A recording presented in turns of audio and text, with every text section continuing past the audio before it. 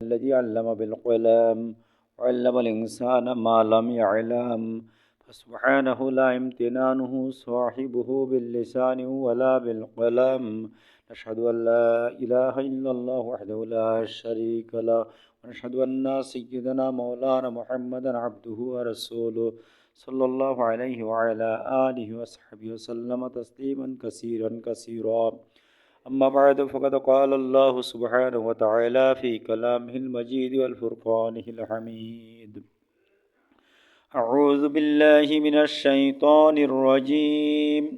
بسم الله الرحمن الرحيم. إن الله يأمر بالعدل والإحسان وإيتاء ذي القربى وينهى عن الفحشاء والمنكر والبغي يعظكم لعلكم تذكرون। সদাকাল্লাহুল আযীম।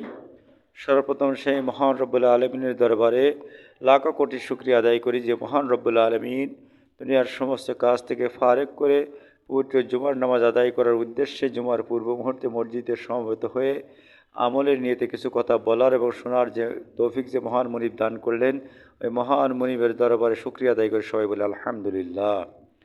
দুরূদ সালাম পাঠ করে মানবতার মুক্তির দিশারি সাইয়্যিদুল মুরসালিন আশরাফুল আম্বিয়া খাতামুন নবীন মুরুদুল্লাহ আল বিশ্বনবী মুহাম্মদ রাসূলুল্লাহ সবাই বলে সাল্লাল্লাহু আলাইহি সাল্লাম। আমি আপনাদের সামনে মহাগ্রন্থ আল কুরআনুল কারীমের উল্লেখযোগ্য সূরা নাহাল এর থেকে একটি আয়াতে মুকাদ্দাসা আয়াত নম্বর 90 তেলাওয়াত করেছি। এরই আলোকে সংক্ষিপ্ত পরিসরে কিছু কথা বলবো ইনশাআল্লাহ। আমা তৌফিক ইল্লা বিল্লাহ আলাইহি তাওয়াক্কালতু ওয়া ইলাইহি উনীব। আয়াতটা সূরাটা বিশ্বনবী সাল্লাল্লাহু আলাইহি সাল্লামের মাক্কি জীবনে অবতীর্ণ। এই আয়াতের ভিতরে আল্লাহ রাব্বুল আলামিন 3টি আদেশ করেছেন, 3টি নিষেধ করেছেন। 3টি আদেশ মানা আমাদের ফরজ, 3টি নিষেধ কাজ থেকে বিরত থাকা কি ফরজ। তাহলে একটা আয়াতের ভিতরে আল্লাহ রাব্বুল আলামিন, কুরআন তো সম্পূর্ণ মানা ফরজ, আর তারপরে এই আয়াতের ভিতরে আল্লাহ রাব্বুল আলামিন 6টি বিষয় সন্নিবেশিত করে দিয়েছেন। এই জন্য আমরা দিকে যাব। আয়াতটা নাজিল হয় বিশ্বনবী সাল্লাল্লাহু আলাইহি ওয়াসাল্লামের মাক্কি জীবনে। এই আয়াতটার ভিতরে মুফাসসির কিরাম লিখছেন যে আয়াতটার ভিতরে মহাগ্রন্থ আল কুরআনুল কারীমের সমস্ত কুরআনুল কারীমের একটা নির্যাস ওর ভিতরে ঢুকাই দেওয়া হয়েছে। সমস্ত কুরআনুল কারীমের ভিতরে যা আছে ওর ভিতরে তা আছে। এই জন্য এর খুবই গুরুত্ব। আপনারা দেখবেন ম্যাক্সিমাম মসজিদে সানি খুতবায়, জুমার দিনে সানি খুতবায় ইমাম সাহেবরা এই আয়াতটা তিলাওয়াত করে। ইন্নাল্লাহ ইয়া'মুরু বিল আদলি ওয়াল ইহসান ওয়া ইতা'i যিল কুরবা ওয়া ইয়ানহা আনিল ফাহশাই ওয়াল মুনকারি ওয়াল বাগি ইয়া'iযুকুম লা'আল্লাকুম তাযাক্কারুন। তাহলে এই গুরুত্ব, অত্যাধিক গুরুত্ব থাকার কারণে বাংলাদেশের উলামায়ে কিরাম একমত হয়ে সানি খুতবার ভিতরে নিয়ে আসছেন। বুঝছেন এর গুরুত্ব? বুঝছেন তো? এই আয়াতটা নাজিল হয় বিশ্বনবী মুহাম্মদ রাসূলুল্লাহ সাল্লাল্লাহু আলাইহি সাল্লাম মাক্কি জীবনে। নবী করিম সাল্লাল্লাহু আলাইহি সাল্লামের জামানায় ওনার সময় বিভিন্ন কওম ছিল। আমাদের যেমন দফাদার গোষ্ঠী, গাজী গোষ্ঠী, শেখ গোষ্ঠী, এরকম গোষ্ঠী আছে না, ওনাদের সময় এরকম কওম ছিল। তা ওই কওমদের ভিতরে একটা কওমের নাম ছিল আকসাম কওম। এই আকসাম সাইফি কওম, বুঝবো সাইফি কওম। এই সাইফি কওম এর নেতার নাম ছিল আকসাম। এই আকসামের পিতার নামেই এই সাইফি কওমের উৎপত্তি। আকসাম ইবনে সাইফি, এই সাইফির পিতার নামে এই কওমটার উৎপত্তি, পরিচয়, পরিস্থিতি। এই আকসাম ছিল ওই কওমের নেতা। যেমন আমাদের দেশেও যে দল ক্ষমতা যায় সেই দলের একটা নেতা হয়, এইরকম নেতা না। ওই দেশটা ছিল, ওই সময় ছিল গোত্রকেন্দ্রিক শাসন। ওই গোত্রের পদনৈতিকভাবে তিনি নেতা। যখন বিশ্বনবী মুহাম্মদ রাসূলুল্লাহ সাল্লাল্লাহু আলাইহি সাল্লাম দাওয়াত দিতে লাগলেন, দাওয়াতের কার্যক্রম বিভিন্ন দিকে ছড়িয়ে পড়তে লাগলো।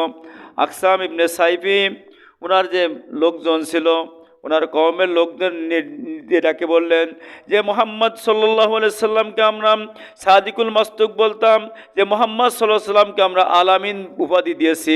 ওই মুহাম্মদ যে কথা বলে, ও কথাগুলো তো অন্য কোনো কথা বলে না, যে কথাগুলো বলে ওগুলো সঠিক কথা বলে, ওগুলো মেনে নেওয়া আমাদের উচিত। আমি মুহাম্মদ সাল্লাল্লাহু আলাইহি সাল্লামের কাছে যাব, মুহাম্মদ বিন আবদুল্লাহর কাছে যাব। কিন্তু কওমের কিছু লোক ছিল, এখন যেমন টাকু বুদ্ধিজীবী আছে, বিভিন্ন কওমের লুটপাট বাহিনী আছে, বিভিন্ন দলের লুটপাট বাহিনী আছে, এরা লুটপাট করার জন্য নেতাদের ভালো কাজ করতে দেয় না। ওই রকম একটা লুটপাট বাহিনী ছিল। ওই বাহিনীর লোকেরা বলল, আপনি এত বড় মাপের নেতা, আর মোহাম্মদ তো সে তুলনায় কিছু না, নাউজবিল্লাহ, মোহাম্মদ তো সে তুলনায় কিছু না, আপনি তার কাছে যাবেন? বরং একটা কাজ করেন, একটা টিম পাঠান, সেই টিমটা জায়গাকে দেখিয়ে আসুক, পর্যবেক্ষণ করিয়ে আসুক, মোহাম্মদের কথাগুলো শুনিয়ে আসুক কী কথা, এবং কিছু আপনার পক্ষ থেকে কিছু প্রশ্ন পাঠায় দেন। সেই প্রশ্নগুলো যদি মোহাম্মদ ঠিকমতো জবাব দিতে পারে, তাহলে না আপনি তার কাছে যাবেন। বুঝছেন, তা খুব বুদ্ধিজীবীদের কাজ।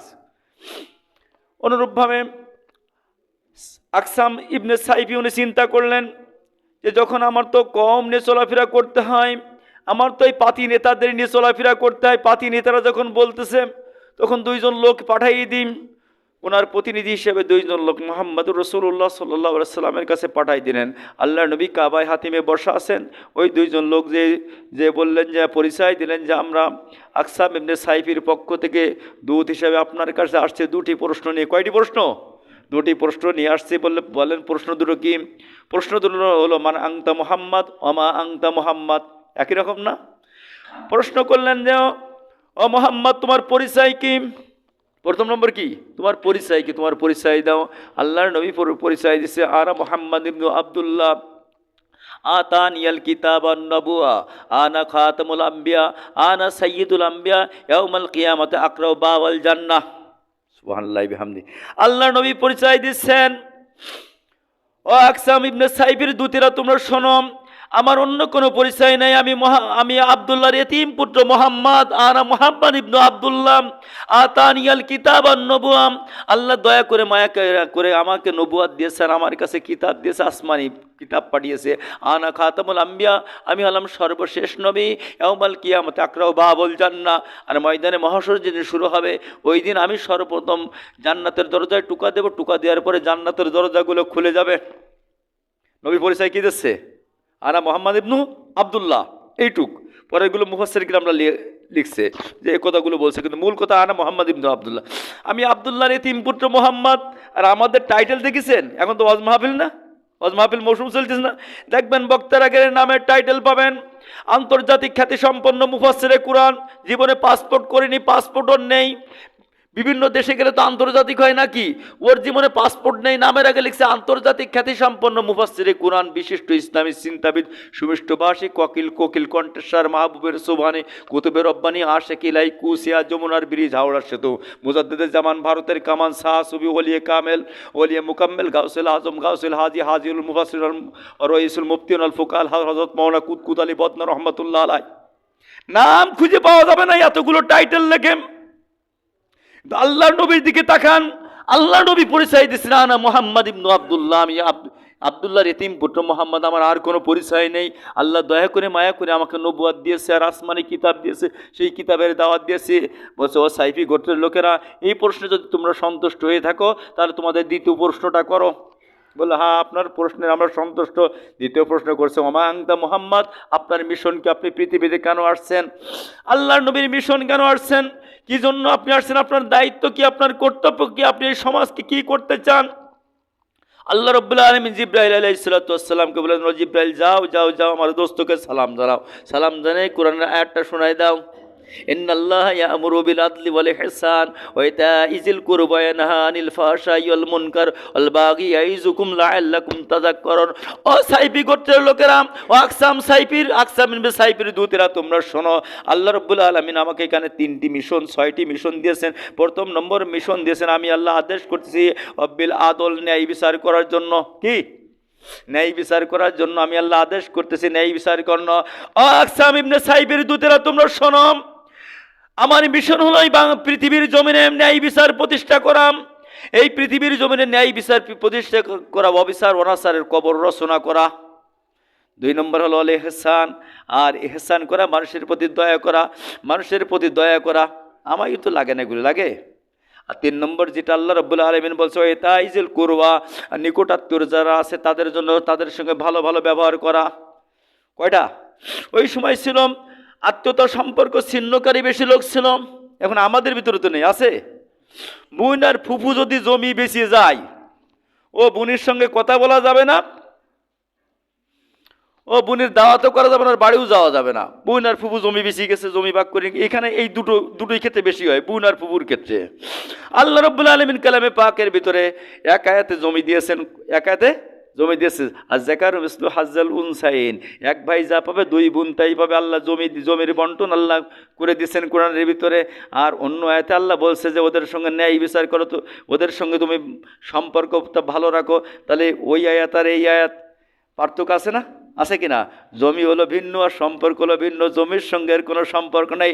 জমি হলো তার নৈতিক অধিকার, আল্লাহ প্রদত্ত ফরজ অধিকার। ওটা নামাজ যেমন যেমন তার জন্য ফরজ, ওই জমি নেওয়াও তার জন্য ফরজ, ওই জমি দিয়ে দাও তার জন্য ফরজ, ঠিক না? জমি নেওয়াও ফরজ, আর যার কাছে আছে ওদের দিয়ে দেওয়াও ফরজ। আর আল্লাহ রাব্বুল আলামিন সূরা নাহলের 90 নম্বর আয়াতের ভিতরে বলছেন ওদের সঙ্গে ভালো ব্যবহার করো, ওদের সঙ্গে আত্মীয়তার সম্পর্ক ছিন্ন করে না, আত্মসম্পর্কের বন্ধন গাঢ় করো। এটা মুস্তাহাব নাকি? এখানেই মার খাইয়ে গেছি আমরা। আমি নিজে দেখেছি মসজিদের ইমাম সাহেব, মসজিদের খতিব সাহেব এখনও ভালো বড় মাদ্রাসায় বড় চাকরিও করে, কিন্তু বোনেরা জমি বিক্রি করে গেছে বলে ভাগ্নিরা সালাম দিলে উত্তর নেয় না, কথা বলে না। আমি এমন দৃশ্য আমার নজরে দেখেছি। আল্লাহ রাব্বুল আলামিন জমি দিয়েছেন এক আয়াতে, আর সম্পর্কের কথা বলেছেন আর এক আয়াতে। এরপরে বলছেন, এই আয়াতের ব্যাখ্যায় আমি যাচ্ছি পরে। আকসাম ইবনে সাইফির দূতেদের সামনে এই আয়াত পড়ার পরে বলছেন আমার মিশন কি বুঝতে পেরেছো? বলছে হ্যাঁ আপনার মিশন আমরা বুঝতে পেরেছি, তবে আপনি আয়াতটা বারবার পড়েন, বারবার পড়েন। পড়তে থাকলেন, পড়তে স্যার ওরা ওনার সঙ্গে পড়তে থাকলো। পড়তে ওরা আয়াতটা মুখস্থ হয়ে গেল। মুখস্থ শুধু হয় নাই, মনের অজান্তে ওরা কালেমাও পড়ে নিয়ে এসে সবাই বলে সুবহানাল্লাহ। এরপরে ওখান থেকে যখন আকসাম ইবনে সাইফির কাছে আসলো, আসার পরে ওই দূতটা যখন আসছে, আসার পরে বলছে কি সংবাদ তোমাদের কাছে? যে আমি দুটি বার্তা পাঠিয়েছিলাম, মানে আংতা মোহাম্মদ ওমা আংতা মোহাম্মদ, মোহাম্মদ সাল্লাল্লাহু আলাইহি সাল্লামের পরিচয় জানার জন্য, আর মোহাম্মদ সাল্লাল্লাহু আলাইহি সাল্লামের পৃথিবীর জমিনের মিশন সম্পর্কে কী বলেছেন। প্রথম প্রশ্নের জবাবে বললেন, খুব সুন্দর জবাব দিয়েছে। দ্বিতীয় প্রশ্নের জবাবে উনি এই আয়াতটা শোনাই দিয়েছেন, ইন্নাল্লাহ ইয়া'মুরু বিল আদলি ওয়াল ইহসান ওয়া ইতা'i যিল কুরবা ওয়া ইয়ানহা আনিল ফাহশাই ওয়াল মুনকারি ওয়াল বাগি ইয়াইযুকুম লাআল্লাকুম তাযাক্কারুন। এই আয়াত শোনার পর আকসাম ইবনে সাইফি বলছেন, এত সুন্দর কথা পৃথিবীতে ভূমিষ্ঠ হওয়ার পরে আমি আর শুনি নাই যে নবীর মুখ দিয়ে, যে মুহাম্মদ বিন আব্দুল্লাহর মুখ দিয়ে এত সুন্দর কথা হতে পারে। যে মুহাম্মদ বিন আব্দুল্লাহ দিনের দাওয়াত দেওয়ার পূর্বে, যখন দিনের আলো আসে নাই, যখন তার কাছে ওহী আসে নাই, তখন থেকে আমরা সাদিকুল মাসদুক বলতাম, তখন থেকে তাকে আলামিন উপাধি দিয়েছিলাম। ওই মুহাম্মদ যে কথাগুলো বলেছেন, এই মিশনটা পৃথিবীর জমিনে কায়েম করা দরকার। এই মিশনটা পৃথিবীর জমিনে যদি বাস্তবায়ন হয়, তাহলে এই পৃথিবীর জমিন থেকে সমস্ত অন্যায় অবিচার সব ধ্বংস হয়ে যাবে। বিধায় আর দেরি নয়, মুহূর্ত নয়, আমি দৌড়াচ্ছি ওই মুহাম্মদ বিন আব্দুল্লাহর দিকে। ওই মুহাম্মদ বিন আব্দুল্লাহর কাছে যাব এবং তার কপালে চুমু দেবো এবং তার হাতে হাত দিয়ে কালেমা পড়বো। তোমরা যদি কেউ আমার সঙ্গে যেতে চাও, তোমরা আমার সঙ্গে এসো। আকসাম ইবনে সাইফি দৌড় দিলেন আল্লাহর নবীর কাছে এবং কালেমা পড়ে নিলেন। সবাই সুবহানাল্লাহ। আরেকটা রেওয়ায়েত আছে শানাদুর সম্পর্কে, আপনারা আসেন দেরি করে, কিভাবে আমি বিস্তারিত বলবো, বহুত বিস্তারিত কথার ভিতরে রয়েছে, বিস্তারিত তো বলা যায় না। আরেকটা রেওয়ায়েত আছে আল্লাহর নবী সাল্লাল্লাহু আলাইহি সাল্লাম কাবায় হাতিমের ভিতরে দাঁড়িয়ে বসে আছেন। এমন মুহূর্তে উসমান ইবনে মাজুন রাদিয়াল্লাহু তাআলা আনহু ওই পথ দিয়ে যাচ্ছেন। আল্লাহর নবী উসমান ইবনে মাজুন রাদিয়াল্লাহু তাআলা তখন ইসলাম গ্রহণ করে নাই। উসমান ইবনে মাজুন রাদিয়াল্লাহু তাআলাকে ডাক দিলেন, ও উসমান পাতাল এদিকে এসো। আসার পরে আল্লাহর নবীর কাছে যখন আসলেন, আল্লাহর নবীর সামনে বসতে বললেন, হাঁটুতে হাঁটু লাগাই বসলেন। বসার পরে উসমান ইবনে মাজুন একই প্রশ্ন করেছেন, ও মুহাম্মদ বিন আব্দুল্লাহ, তুমি যে এত সুন্দর কথা বলো, তোমার মূল উদ্দেশ্য কি? মূল উদ্দেশ্য কি নেতা হবা নাকি? ওই উদ্দেশ্যের জবাবে আল্লাহর নবী একই জবাব দিয়েছেন। আগে যে জবাবের কথা বলছি, আনা মুহাম্মদ ইবনু আব্দুল্লাহ আতানি আল কিতাব ওয়ান নবুওয়া আনা খাতামুল আম্বিয়া আনা সাইয়্যিদুল আম্বিয়া আকরাউ ইয়াউমাল কিয়ামতে বাবুল জান্নাহ। যখন আকরাউ ইয়াউমাল কিয়ামতে বাবুল জান্নাহ যখন বলেছেন, উসমান ইবনে মাজুন তখন উনি কাপ শুরু করেছেন। ওই সাহাবী কাপ শুরু করেছেন। কাপ যখন শুরু করেছেন, উসমান ইবনে মাজুন রাদিয়াল্লাহু আনহু কাপ শুরু করেছে। বলছে, উসমান তুমি কাঁদো কেন? যে বলছেন যে তোমার শরীর কাঁপে কেন? বলছে, আপনি যে গুরুত্বপূর্ণ কথা বলেছেন, কিয়ামতের ময়দান যেদিন শুরু হবে, সর্বপ্রথম আপনি জান্নাতের দরজায় টুকা দিবেন আর জান্নাতের দরজা খুলে যাবে, জান্নাত তোমার দরকার। ও মুহাম্মদ বিন আব্দুল্লাহ, এতদিন তোমাকে সাদিকুল মাসদুক বলতাম, এতদিন আলামিন বলতাম, আজকের আমার দৃঢ় বিশ্বাস হয়ে গেছে তুমি যে আখিরি জমানার পয়গম্বর, এতে আমার কোনো সন্দেহ নাই। বিধায় এই মুহূর্তে আমাকে কালেমা পড়াই দাও। সুবহানাল্লাহি বিহামদি। উনিও মুসলমান হয়ে গেলেন। তাহলে এই আয়াতের ভিতরে কি আছে? এই আয়াতের প্রথম পার্টে 3টি আদেশ আছে। 3টি আদেশ, ইন্নাল্লাহ ইয়ামুরু বিল আদল, ন্যায় বিচার প্রতিষ্ঠা করার জন্য। ন্যায় বিচার সমাজে প্রতিষ্ঠা করতে হবে। সমাজ থেকে ন্যায় বিচারের কবর রচনা হয়ে গেছে, ন্যায় বিচারের সমাজে নাই। রাষ্ট্রে তো কোরআনের সমাজ নেই, রাষ্ট্রেও ন্যায় বিচার নেই, গ্রাম্য আদালতেও কিন্তু ন্যায় বিচার নেই। সালিশ একটা করতে যাবেন, ন্যায় বিচারের ছোঁয়া ঠিকানে পাবেন না। আমলাতন্ত্রের কারণে, এই ঘুষখোর কিছু নেতার কারণে, ঘুষখোর কিছু চামচার কারণে ন্যায় বিচার করা যায় না। বুঝছেন? ন্যায় বিচার করা যায় না। আপনি যখন ন্যায় বিচারের ন্যায়মূলক কথাবার্তা বলে আসবেন, যখন সতের পর সঠিক কথা বলে আসবেন, পরের দিক থেকে চাঁদ দোকানে বসে আপনার বিরুদ্ধে সমালোচনা শুরু হয়ে যাবে। আল্লাহ রাব্বুল আলামিন কালামে পাকের ভিতর বলছেন, ওয়ামাল্লাম ইয়াহকুম বিমা আনজালাল্লাহু ফাউলাইকা হুমুল কাফিরুন। যাদের ক্ষমতা থাকার পরে কোরআন দিয়ে সঠিক ফায়সালা করে না, সঠিক কথা বলে না, এরা হলো কাফের। বাড়ির থেকে যাবেন সালিশ করতে, যাই কাফের হয়ে বাড়ি আসবেন সঠিক কথা না বললে। ওয়ামাল্লাম ইয়াহকুম বিমা আনজালাল্লাহু ফাউলাইকা হুমুজ জালিমুন। আল্লাহ বলছেন কুরআনুল কারীমের ভিতরে সূরা মাইদার 47 নম্বরে আয়াত, আল্লাহ বলছেন যদি তোমার সমর্থ থাকার পরেও তুমি যদি ন্যায় কথা না বলো, অন্যায়ের বিরুদ্ধে রুখে না দাঁড়াও, তুমি হলো জালেম। ওয়ামাল্লাম ইয়াহকুম বিমা আনজালাল্লাহু ফাউলাইকা হুমুল ফাসিকুন। 49 নম্বর সূরা মাইদার 49 নম্বর আয়াত আল্লাহ বলছেন যদি তোমার সমর্থ আছে, সঙ্গতি আছে, তুমি কথা বলতে পারবা, ন্যায় কথা বলতে পারবা, তারপরে তুমি প্রথম শ্রেণীর নেতার দিকে ক্ষমতাসীন দলের নেতা, এই জন্য মুখ চেয়ে তুমি পক্ষপাত বিচার যদি তুমি করে, আর তুমি হলো ফাসেক। কি? প্রথম বলছে কাফের, পরে বলছে জালেম, পরে বলছে ফাসেক। এই কাফের, জালেম আর ফাসেকিরা কি জান্নাতে যাবে? আমরা কি জান্নাতে যেতে চাই কিনা? আল্লাহ কবুল করেনি, সকলে বলেন আমিন। তা জান্নাতে যেতে গেলে এই যে আয়াত আছে, এই আয়াতের যে নির্দেশনাগুলো আমাদের মানা দরকার আছে কিনা? ওয়াল ইহসান, এরপরে দয়া করা ইহসান।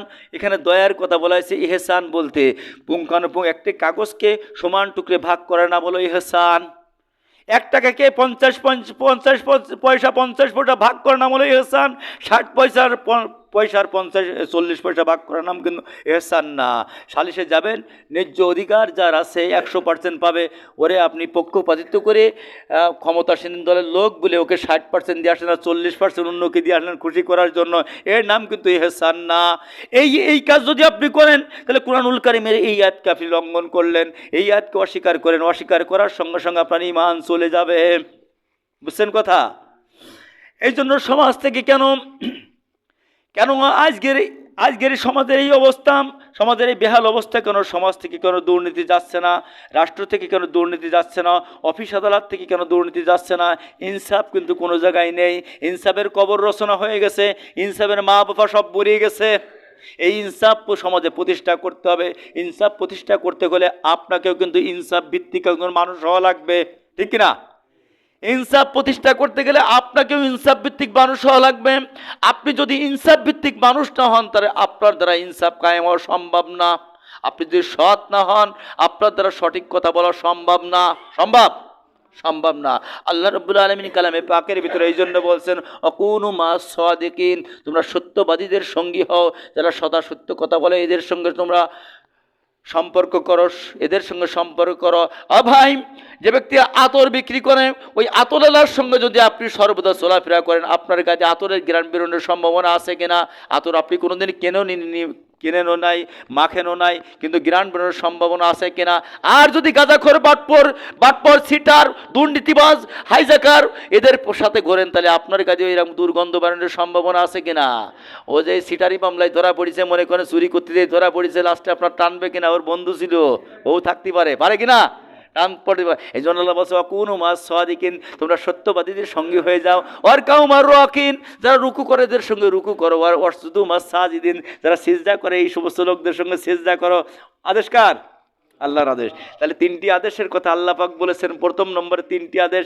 1 নম্বর হলো বিল আদল, ন্যায় বিচার করা হলো ইহসান। এরপরে হলো দয়া করা, অর্থাৎ পরিপূর্ণভাবে সমানে ভাগ করা। আর 3 নম্বর হলো ওয়াইতাইসুল কুরবা, নিকটাত্মীয় যারা আছে, বিশেষ করে বোন আর ফুফু, এদের সঙ্গে ভালো ব্যবহার রাখা। ফুফু জমি বিক্রি করে গেছে, ওটা তার নৈতিক অধিকার, ফরজ দায়িত্ব। বোন জমি ভাগ করে নিয়ে গেছে, জমি বিক্রি করে গেছে, ওটা তার নৈতিক অধিকার, ফরজ দায়িত্ব, ওটা ফরজ। ভাই যখন জমি ভাগ করে নিয়েছে তখন আপনার মনে ব্যথা লাগে নাই। চাচা যখন জমি ভাগ করে নিয়েছে তখন আপনার মনে ব্যথা লাগে নাই। বোন যখন জমি ভাগ করে নিয়েছে, ফুফু যখন জমি ভাগ করে নিয়েছে, আপনার মনে কেন ব্যথা লাগতেছে? আপনি কেন ফুফুর সঙ্গে কথা বলতেছেন না? আপনি কেন ফুফুতো ভাইদের সঙ্গে ভালো ব্যবহার করতেছেন না?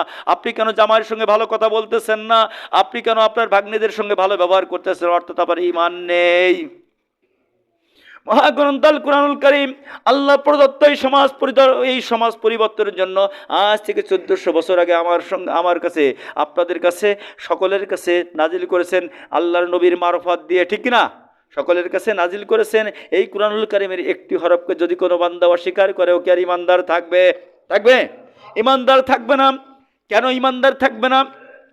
এই কুরআনুল কারীমের বিসমিল্লাহর বা থেকে শুরু করে নাসের সিন পর্যন্ত পরীক্ষার খাতার রোল নম্বর, পরীক্ষার খাতার কি রোল নাম্বার, ওই যতগুলো অক্ষর আছে অতগুলো হলো আপনার পরীক্ষার খাতার রোল নম্বর বা আপনার মোবাইলের নম্বর। একটা নম্বর যদি উল্টো পাল্টো হয়ে যায় সঠিক জায়গায় কি যাবে? একটা নম্বর পরীক্ষার খাতায়, একটা অক্ষর পরীক্ষার খাতায়, একটা সংখ্যা উল্টো পাল্টা লিখেছেন, উল্টো পাল্টা লিখার পরে কি আপনার রেজাল্ট কি গেজেটে আসবে?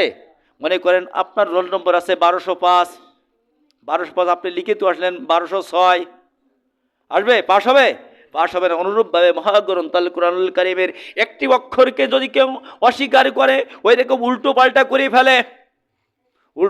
করে ফেললে যেমন রেজাল্ট আসে না, ওই রকম জান্নাতের তালিকায় কিন্তু রেজাল্ট পাওয়া যাবে না। আমরা চাই কি? জান্নাত। আল্লাহর দয়া করে, আল্লাহ যদি দয়া করে মায়া করে মাফ করে দিয়ে জান্নাত দেয়, তাই চাই কিনা? তাই চাই। দ্বিতীয় ধাপে যেটা আল্লাহ রাব্বুল আলামিন বলছেন, আল্লাহ পাক তিনটে নিষেধ করেছেন। ওয়াইতাইজিল কুর ওয়ায়ানহা, আল্লাহর পরে নিষেধ করতেছেন আনিল ফাহশা, সমস্ত অশালীন কাজ যেগুলো আছে, যতগুলো দুর্নীতি আছে, সমাজ থেকে যে সমস্ত অশালীন কর্মকাণ্ড আছে, এগুলো সব ত্যাগ করতে। ওয়াল ফাহশা ওয়াল মুনকার, এরপরে আবার বলছে একই পাশাপাশি সম্পর্ক শব্দ ওয়াল মুনকার, এরপরে বলছে খারাপ কাজ, এরপরে খারাপ কাজ যেগুলো আছে। আজকের সমাজে দেখবেন বিবাহ অনুষ্ঠানে শুধুমাত্র ইজাব আর কবুল এই দুটো হয় ইসলামী পন্থায়। কি ইজাব আর কবুল এই দুটো হয় ইসলামী পন্থায়, আর সবই হলো ইসলামী পন্থায়, আর কোনো ইসলামী পন্থা নেই। বিবাহ বাড়িতে যাবেন, বিবাহ বাড়িতে যাই দেখবেন ডেক সেট বাজ দিয়েছে, মাইক্রোর ভিতরে ডুম ডুম ডুম ডুম গান বাজদি আসতেছে। এরপরে যখন আসতেছে দেখবেন যে যখন কবুল নেওয়া হয়, মেয়ের যখন কবুল নেওয়া হয়, তখন দেখবেন বেপর্দা লোকের, পুরুষ লোকের আনাগোনা আছে না? আছে। এগুলো তো আমি দেখেছি যে বরকে শরবত পান করাতেছে অর্ধ উলাঙ্গ নারীরা, মেয়েরা, অর্থাৎ ওই যে মেয়ের বিবাহ আছে, ওই মেয়ের বান্ধবীরা সেই স্টেজে এসে আপনার যেখানে বর বসে আছে, বরের টেবিলে ওখানে সে হাতে ধরে আপনার শরবত পান করাচ্ছে, এও আমি দেখেছি।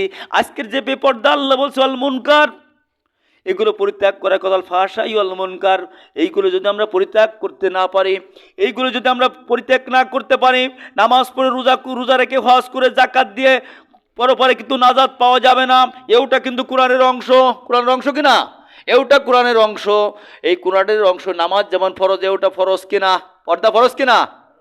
পর্দা যদি আপনি ইচ্ছা করে লঙ্ঘন করেন, মেয়ের বিয়েতে আপনি বলবেন যে একদিন একটু আনন্দ ফুর্তি না করলে হয়, একদিন একটু ক্যামেরা ভাড়া করে ভিডিও না করলে হয়, একটা মেয়ে বিবাহ দিচ্ছি, এরম কাজ না করলে কি হবে? এইরকম যখনই আপনি করবেন, ঈমান কিন্তু হাওয়া। ঈমান কি? ঈমান হাওয়া।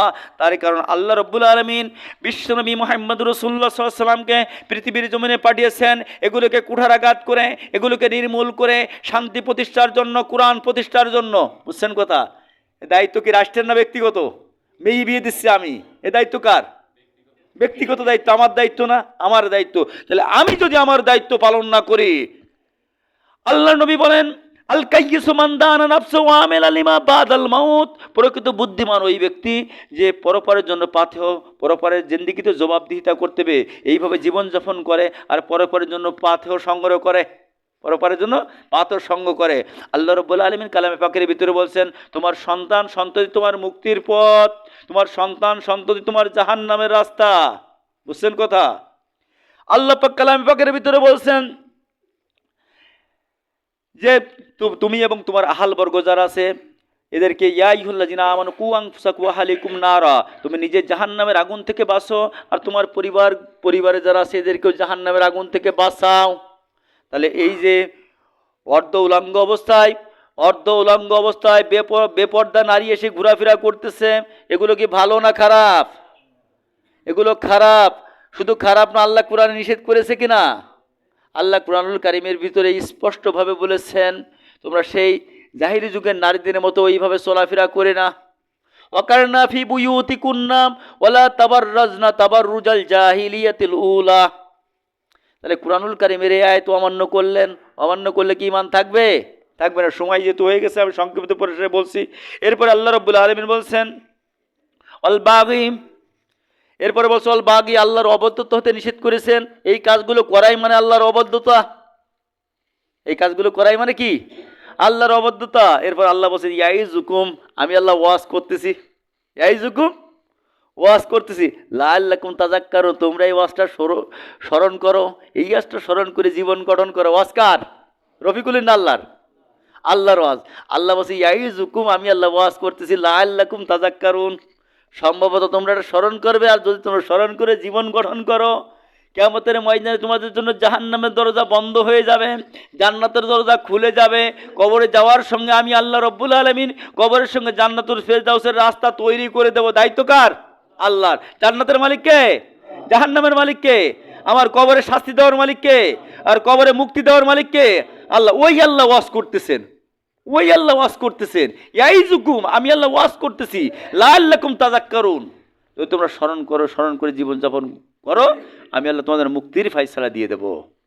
যে কথাগুলো বললাম আল্লাহ রাব্বুল আলামিন আমি আমাদের সকলের বাস্তব জীবনে আমল করা তৌফিক দান। সকলে বলেন আমিন। আমা তৌফিক ইল্লা বিল্লাহ। আসসালামু আলাইকুম ওয়া রাহমাতুল্লাহ।